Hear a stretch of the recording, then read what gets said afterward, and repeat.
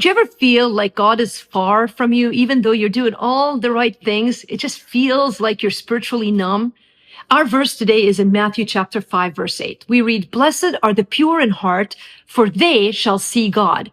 In the Sermon of the Mount, Jesus is speaking to his disciples and to people who were very knowledgeable and adept at the law. They knew God's word and they thought they were living it to the T, and yet they missed God in their midst. They couldn't see God, even though they knew all about him. That is the greatest danger that you and I can face today, to live a life that shows up to the meeting, that memorizes the scriptures, that has our quiet time and our journaling time, and yet we can't even see God when he's moving in our life. You say, how do I prevent that from happening? Well, you got to understand what it means to have a pure heart. This isn't about lust and sexual purity. This is much more comprehensive. It is about living a life that is undivided in our attention.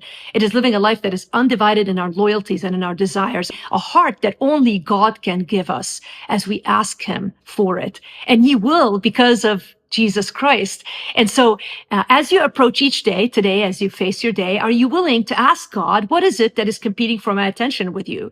Am I trying to live my life with you and something else? Many of us are living our lives with Jesus and a platform, or Jesus and our security, or Jesus and success, or Jesus and the approval of others. What is it that is competing for your attention to God, with God?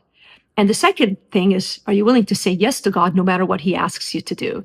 The heart of discipleship, the ability to see God in our day-to-day life, is our willingness, not just to see where we need to change, but to be willing to do whatever it is that God asks us to do. So today, are you willing to say yes to God, even though you might feel like saying no? Because blessed are the pure in heart, for they shall see God.